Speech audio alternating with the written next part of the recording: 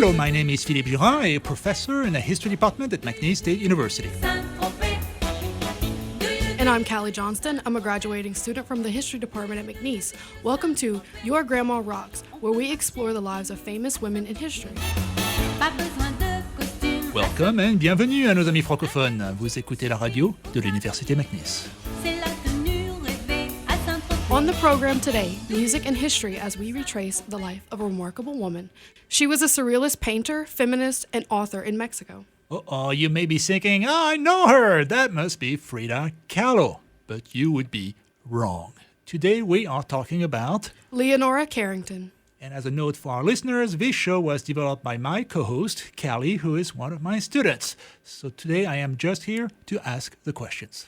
Along the way, we'll explore the surrealist art movement and sample some songs throughout the decades. We'll start with a surreal song like Leonora's paintings. This is Lucy in the Sky with Diamonds by the Beatles. Welcome back to Your Grandma Rocks. We just listened to LSD by the Beatles. Je m'appelle Philippe Durand. And I'm Kallie. Today we're exploring the life of Leonora Carrington, an artist, feminist, and author. All right, Kallie, let's get started. Tell us about her early life. Right. Well, Leonora might be associated with Mexico to some, but she was actually born in Lancashire, England on April 6, 1917, to a Roman Catholic family. Hence the surname Carrington, which doesn't exactly scream Hispanic to me. Yeah. Her father was a wealthy textile maker, and her mother was an Irish woman. She grew up on a farm and listened to the tales of Celtic folklore. This will come into play a little bit later.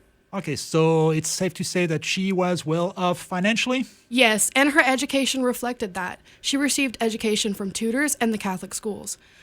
But unfortunately, she was expelled from 2 of these convent schools because of her rebellious nature with a tendency to daydream in class. Having major flashbacks from some students in my own classes.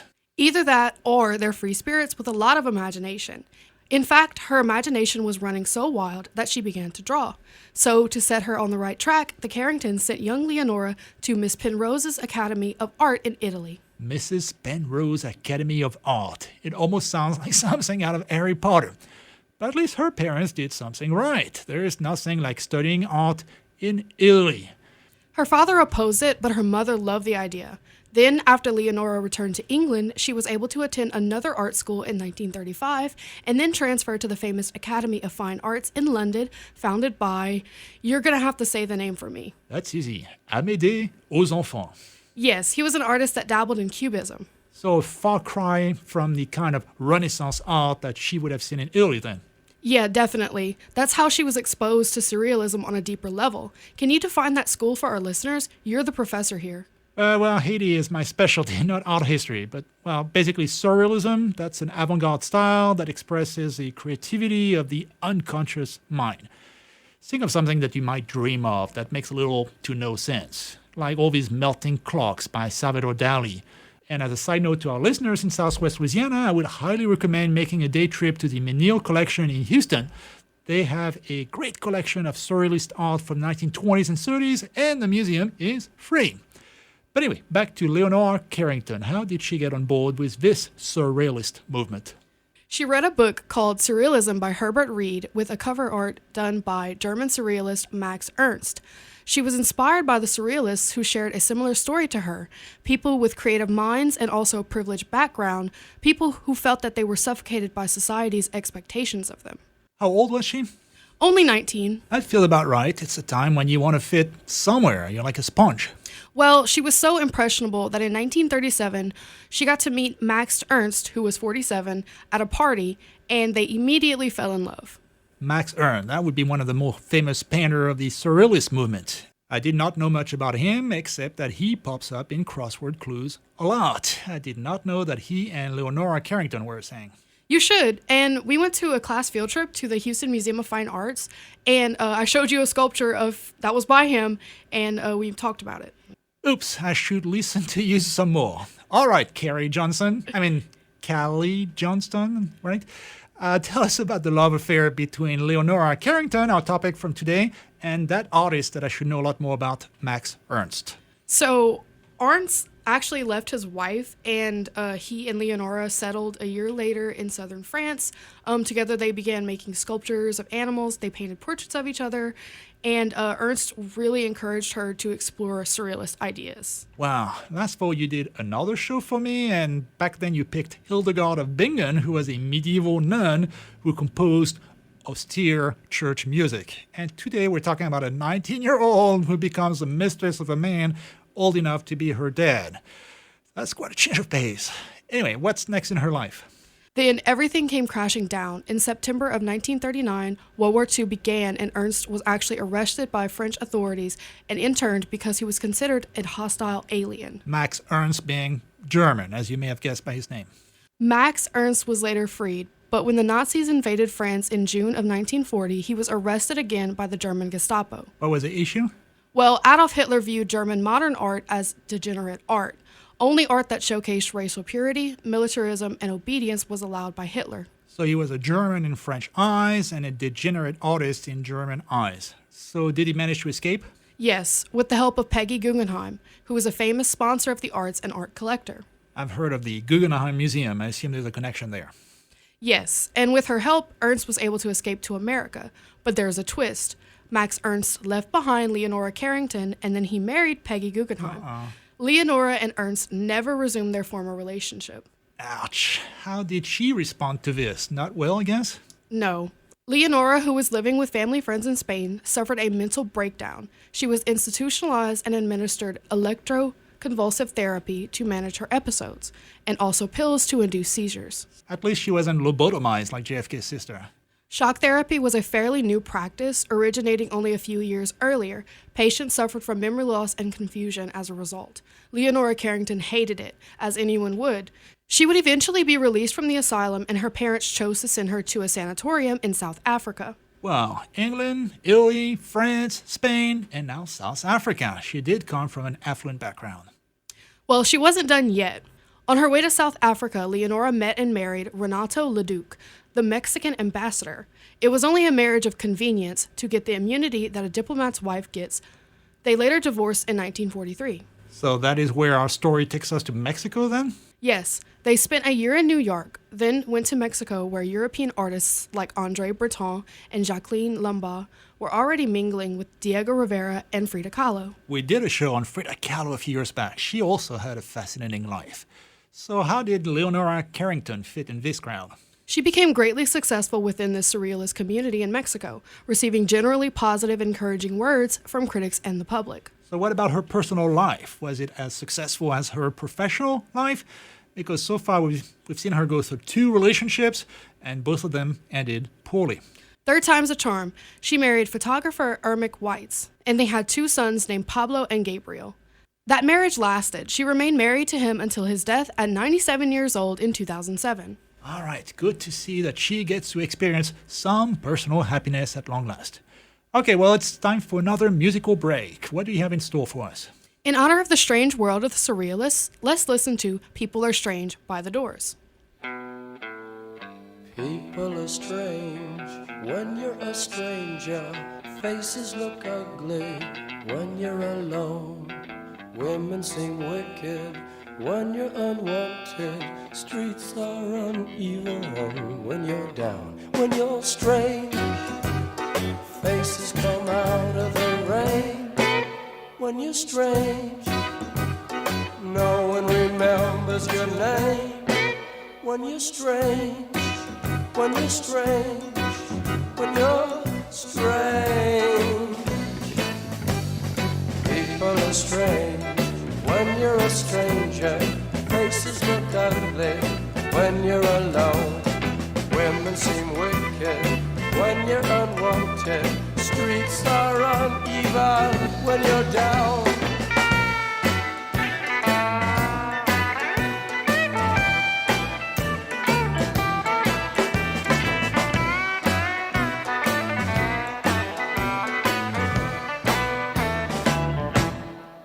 When you're strange, faces come out of the rain.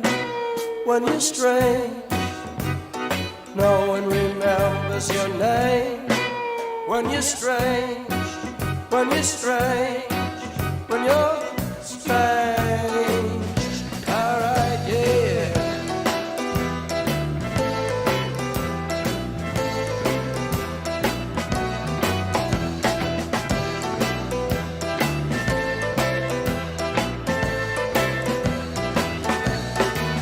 When you're strange, faces come out of the rain. When you're strange, no one remembers your name. When you're strange, when you're strange, when you're strange. Welcome back. I'm Kallie, co-host of Your Grandma Rocks, your favorite women's history show on KBYS. Et je suis Philippe Girard. Vous écoutez la radio de l'Université McNeese. Today we're exploring the life of Leonora Carrington, whose life story we just heard about. Short version, she was born in England, she was big in the surrealist art world of the interwar period, and then she got exiled to Mexico during World War II. So now tell us about her art in a little bit more detail. She was active in Mexico, right? Yes. Well, she actually went back to New York in the 1960s, but returned to Mexico when she realized how much she loved living there. In 1963, she was commissioned by the National Museum of Anthropology in Mexico City to create a mural titled The Magical World of the Mayas. Ah, that's a great museum if you love pre-Columbian cultures. But I don't remember seeing that mural. So can you tell us more about this piece by Leonora Carrington? Let's get into some art interpretation today on KBYS. She was heavily influenced by her love for Celtic imagery, but she also captured the atmosphere, colors, and heritage of Mexico. The painting is a scene of the Church of San Cristobal de las Casas, which is surrounded by an otherworldly array of creatures. The sky is red, and there are sharp, jagged mountains on top of a cliff. Orbs of light and a rainbow are above the land. There is also a green serpent who flies above the church. Wow, that's a lot. Actually, it reminds me a lot of the Mexican flag, the coat of arms of Mexico. That comes from the story of the founding of Mexico City, Tenochtitlan, by the Aztecs. And it also features an eagle perched on a cactus holding a rattlesnake. This painting is definitely one big symbol of religious syncretism between Christianity and Mayan polytheism. You've got gods and goddesses and the Mayan cosmic tree being present amongst these crosses and the church. Syncretism was extremely important in the development of Mexico. In class, we've talked about the Church of Tlatelolco, which is built on the ruins of an old Aztec temple in Mexico City. And we also talked about the Virgin of Guadalupe, which also is a church in Mexico City that incorporates old Aztec myth. But I want to know, what really set Leonora Carrington apart from the other surrealists of her time? Well, for one, she was a woman. She was interested in sexuality as she experienced it, something that did not reflect the traditional view of women as being subservient to men. You mean that she was not creating art for the male gaze, alluring young female nudes, right? Definitely not. She was creating art for herself. In her 1938 painting, Self-Portrait, Leonora depicts her own sexuality. She sits on a blue chair, fully clothed with unkempt hair. All right, I just pulled that one up too. Wait, what is that weird animal that her hand is reaching out to? I believe this is a hyena. It is a hyena, a female one too. Sorry, back to the female gaze. I went straight for the boobs. It's another symbol in her work. It's a symbol of duality of male and female. The whole painting explores the concept of duality of self and being an observer of yourself. Well, that definitely fits in with the surrealist school. I also see a couple jumping horses there in the back. Yes, she liked horses too. Leonora also loved nature and a woman's role in nature. She was fascinated with alchemy, magical realism, myths, and motherhood. Her art definitely reminds me of Frida Kahlo's famous self-portraits. So would you describe her as a surrealist but also a feminist in the same way? Yes, definitely. In 1973, Leonora designed a poster for the women's liberation movement in Mexico. This poster was called The Women of Conscience. It depicts Adam and Eve as female figures. Pulling it up now. So that's the greenish looking one, right? Right. So the two women facing each other, they're supposed to be Adam and Eve, you say? Yes. So notice that they give each other an apple, a reciprocal gift of wisdom. Leonora spoke about women having a connection to the natural world and having legendary powers. She called for women to take back rights that belong to them. She became involved in politics, following the idea that negative mindsets and trauma can never be solved until political freedom is reached. So the idea that someone will never be truly free of their traumatic childhoods until they are no longer oppressed and can actually move on. Yes. She actually won the Lifetime Achievement Award at the Women's Caucus for Art convention in New York in 1986. She famously claimed, "I didn't have time to be anyone's muse. I was too busy rebelling against my family and learning to be an artist." Wow, we're a long way from another show that we did on KBYS about Constance Queneau, who was a model in late 19th century France. That woman was mostly known for posing nude for a very controversial painting by Gustave Courbet. It's called The Origin of the World, if you know what I mean. 100% male gaze. She rejected the idea of the femme enfant, the idea that women were childlike and needed guidance. Now, let's take another break and listen to a feminist anthem. This is Cherry Bomb by the Runaways.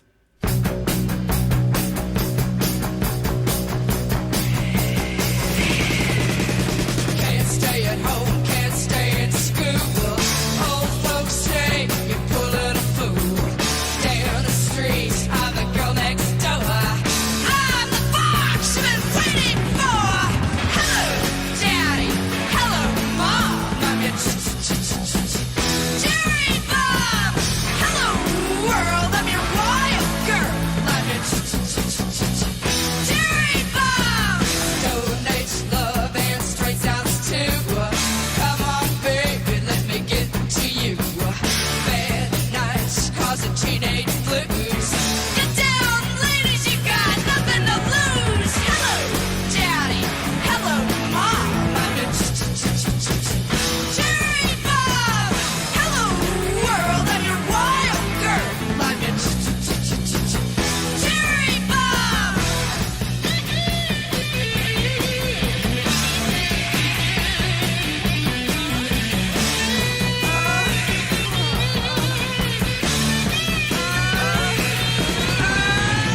Hello, Daddy. Hello, Mom. I'm your cherry bomb. Hello, world. I'm your wild girl. I'm your cherry bomb. Hey, street boy, one time style. Your dead and dreams don't make you smile. I'll give you something to live for. Have you and grab you till you're sore. Hello, Daddy. Hello, Mom. I'm your cherry bomb. Hello, world. I'm your wild girl. I'm your cherry bomb. Cherry bomb. Cherry bomb. Cherry bomb. Cherry bomb. Cherry bomb. Bonjour à tous and welcome back to Your Grammar Rocks on KBYS. Je suis Philippe Girard. And I'm Kallie. Today we're covering the life of Leonora Carrington, the English/Mexican surrealist. We just discussed her art and her feminist ideas. So now let's talk about her writing. You told us that she was a writer, right? Yeah. In 1944, she wrote Down Below, a memoir that told the story of her time at the asylum. It normalized her mental illness and follows how she was able to rationalize this experience and find clarity. Wow, talking openly about one's mental health issues. It's become standard nowadays, but it was normally the kind of thing that people hid under the carpet back in the 40s.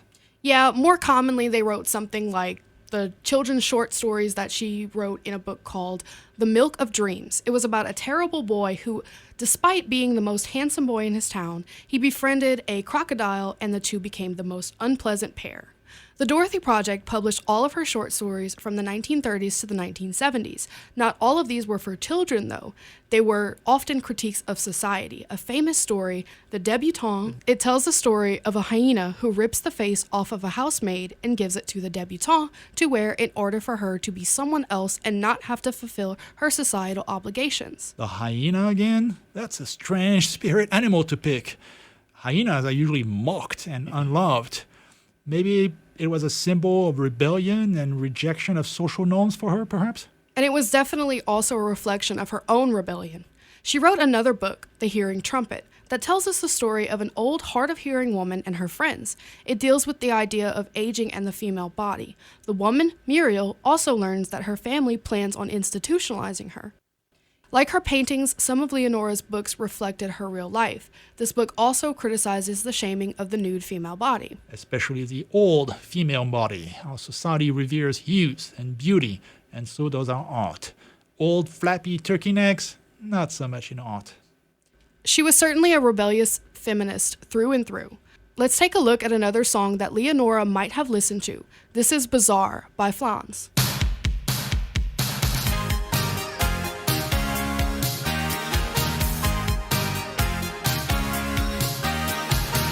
Te conocí en un bazar, un sábado a mediodía. Entre la gente y los puestos, de pronto tú me seguías.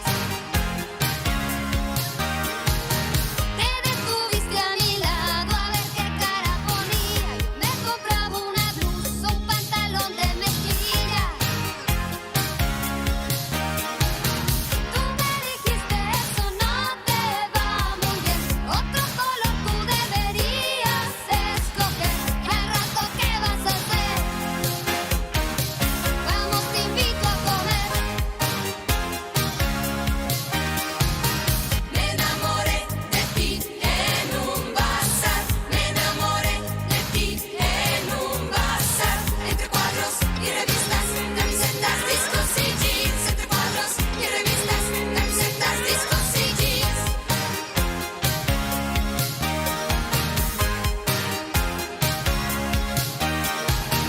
Luego quisiste bailar, sabías que aceptaría. Calaba fuerte la lluvia, el auto no encendía.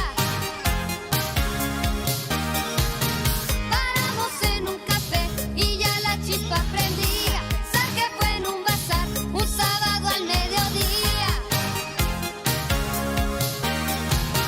Tú me dijiste eso no te va muy bien. Otro color tú deberías escoger. Al rato ¿qué vas a hacer?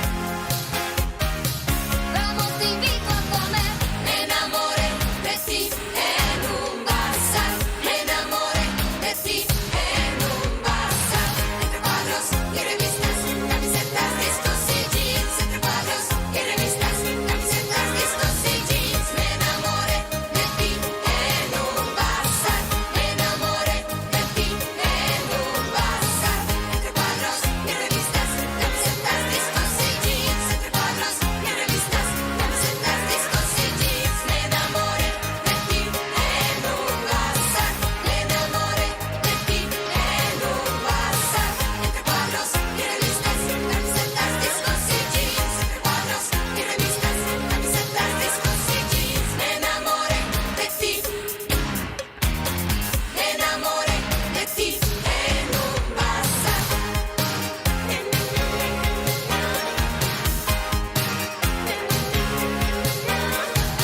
Me enamoré de ti en un bazar. Me enamoré de ti en un bazar. Entre cuadros y revistas, camisetas, discos y jeans. Entre cuadros y revistas, camisetas, discos y jeans. Me enamoré de ti en un bazar. Me enamoré de ti en un bazar. You're listening to Your Grandma Rocks on KBYS. I'm Kallie. Et je suis Philippe Girard. Today we are retracing the life of Mexican/English surrealist Leonora Carrington. We covered her life, her art, and her writing. Now let's talk about her legacy. So unfortunately, she died in 2011 at the age of 94 due to complications from pneumonia in a hospital in Mexico City. So she outlived Frida Kahlo by quite a bit. Has she also enjoyed a renaissance lately? Because I know Frida Kahlo has really blown up in the art world recently. Yes, her paintings fetch upwards of $1 million nowadays. So I take it that she just enjoyed her time in retirement, if you will, just cashing in? She spent a lot of time thinking about life and art. She talked about how after 9 decades of trying to figure it all out, she discovered that we were just merely naked apes who knew little about life and even less about death. She's also credited with being a female pioneer in the world of surrealism, a world that was dominated by masculine ideas. She brought a woman's perspective to an expressive art movement and outlined that a woman was not merely a muse for the male artist. Well, that's interesting, but we are out of time, so we will have to leave it here, unfortunately. Anyway, that was quite a life. We're glad we could share it with you. This program was funded by a Juliet Hartner Grant for Women in the Humanities. For more information on how to help finance fellowships at McNeese, contact the foundation at 337-475-5588. And this program was also sponsored by the History Department at McNeese. Thank you and goodbye. Merci et au revoir. On the first part of the journey, I was looking at all the life. There were plants and birds and rocks and things. There was sand and hills and rain. The first thing I met was a fly with a buzz and the sky with no clouds. The heat was hot and the ground was dry, but the air was full of sound. I've been through the desert on a horse with no name. It felt good to be out of the rain. In the desert, you can't remember your name, 'cause there ain't no one for to give you no pain. La la la la la la la la la la. La la la la la la la la. After 2 days in the desert sun, my skin began to turn red. After 3 days in the desert fun, I was looking at a riverbed, and the story it told of a river that flowed made me sad to think it was dead. You see, I've been through the desert on a horse with no name. It felt good to be out of the rain. In the desert, you can't remember your name, 'cause there ain't no one for to give you no pain.